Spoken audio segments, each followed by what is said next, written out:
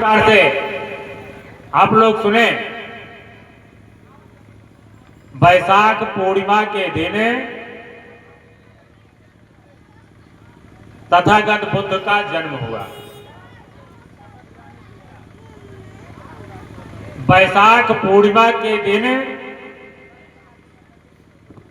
तथागत बुद्ध को ज्ञान प्राप्त हुआ और बैसाख पूर्णिमा के ही दिन तथागत बुद्ध को निर्वाण प्राप्त हुआ। आप लोग सोचिए कितना अच्छा संयोग था कि एक ही समय था तीनों का, जन्म, ज्ञान और निर्वाण, तीनों एक ही दिन हुआ। इसीलिए इसे त्रिविध पावनी बुद्ध पूर्णिमा कहा जाता है। इनका जन्म आज से लगभग 3000 वर्ष पहले, यानी ईसा से 563 वर्ष पहले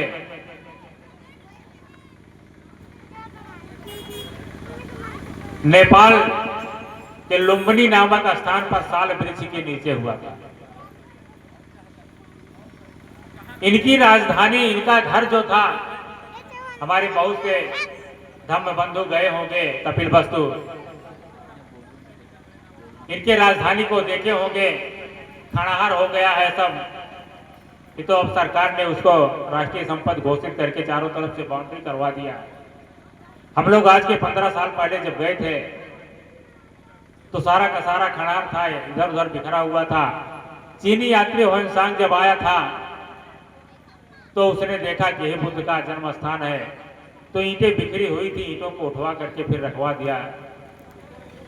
गनवरिया नामक स्थान, इनका जो घर है, गांव है, जैसे आपका गांव नरियावा है, उसी तरह से उनका गांव जो था वो गनवरिया था और गनवरिया में तथागत बुद्ध का घर था।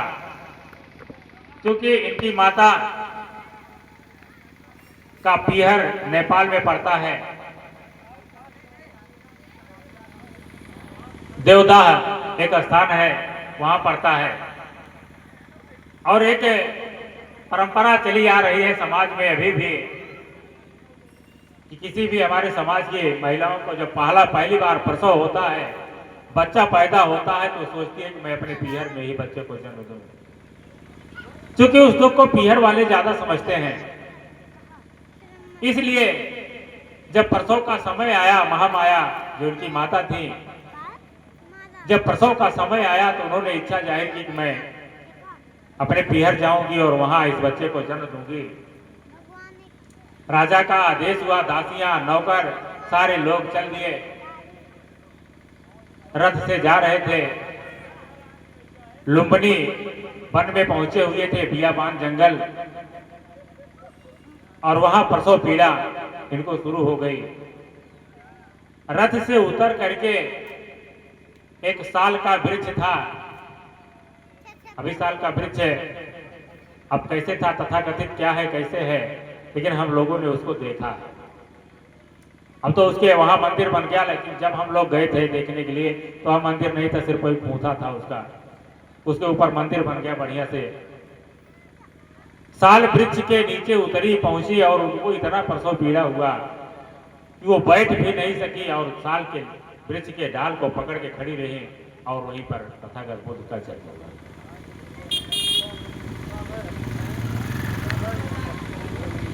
इनके माता का नाम महामाया था, इनके पिता का नाम राजा शुद्धोधन था, जो शाक्य गणराज के मुखिया थे। लेकिन प्रकृति के क्रूर निर्णय को उनकी माता महामाया झेल न सकी और उनके जन्म के 7वें दिन बाद, सिद्धार्थ के जन्म के 7वें दिन बाद इनकी माता की मृत्यु हो गई। इनकी पालित माता जो थी, जिनका नाम प्रजापति गौतमी था, जो मौसी लगती थी और चाची भी लगती थी, मामा के यहाँ से मौसी लगती थी और यहाँ विवाह करके आए। उस समय राजा की कई रानियां हुआ करती थी।